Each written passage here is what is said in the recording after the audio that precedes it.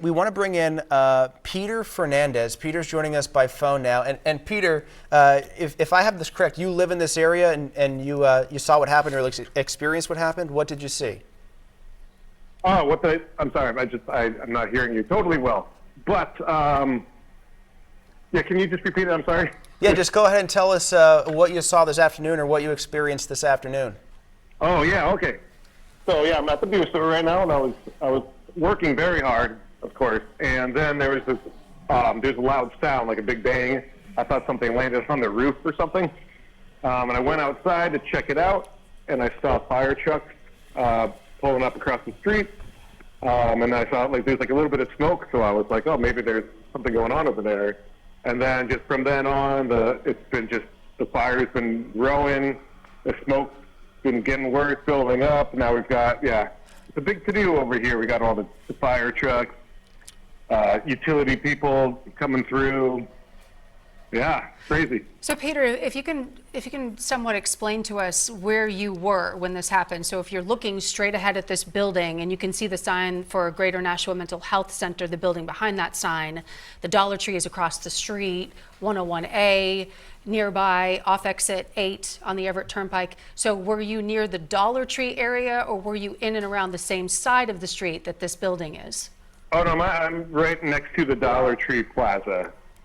So it's pretty much right across the street, diagonally across the street. I'm in a store, I'm in the beer store. And yeah, so I was just inside in the store when it happened, and I felt the whole thing. I don't know, it's like shook the store. And yeah, So Peter, let me ask you this too. What was the status of this building? From the outside, it looked potentially like there might have been some construction or work going on the building. Is this an active building? Are there businesses that are active inside of this building that you know of? Yeah, I'm sorry, I can't really answer that. I wasn't sure when I saw them head over. I was like, oh, what is that building? But it looks a little derelict, you know, like it's either abandoned maybe or it's something under construction. But you know, it looks like it's not, I don't know, very much in use. Okay, and have you had any orders come down from crews walking nearby, letting you know that it's not safe to be there? Have you evacuated from that area? Is there any official guidance you're getting? No, I'm just still in the store. The utility guys came in to check readings, and he gave me the thumbs up, so I think it's okay in here. But yeah, I don't know. It's funny because the last customer who came in while that started, she was a firefighter, and so she said, you should stay inside because there's a gas leak.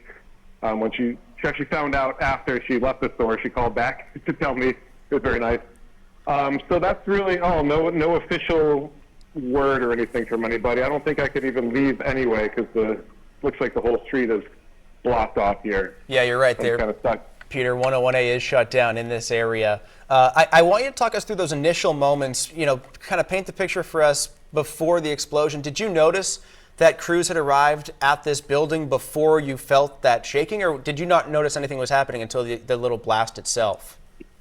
Oh yeah, I didn't notice anything until there was like the explosion that happened. And then, yeah, that's what it was pretty much that. I felt that. I went outside, didn't know what was going on, then saw the fire crews coming in right at that moment. They got there right after that, so something must have been going on beforehand. Yeah, they got in right then, and then I just saw the fire grow and grow from that point on.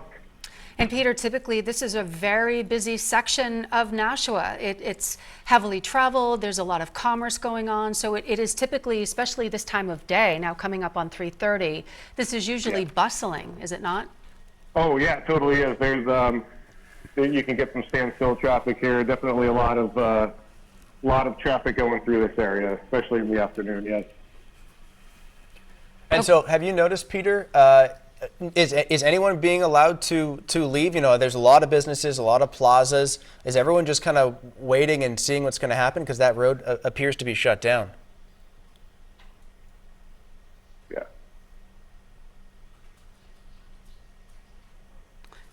Not sure if Peter can hear us, but that is Peter. Are you still with us? Oh yeah, sorry.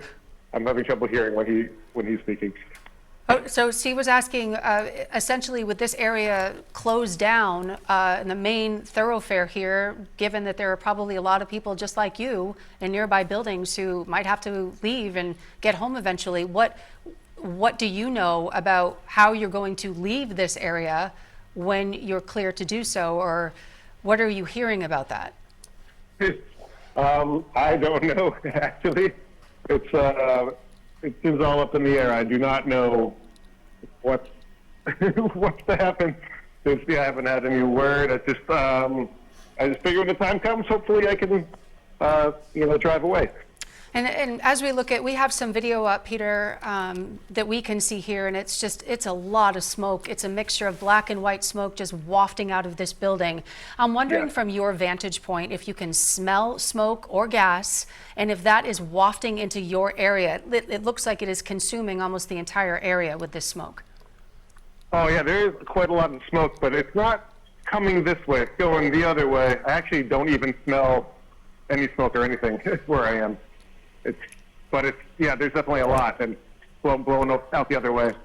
Just because of the direction the wind is blowing. All right, Peter, thank you for your time. Thanks for sharing what you saw and experienced as we continue our breaking news coverage.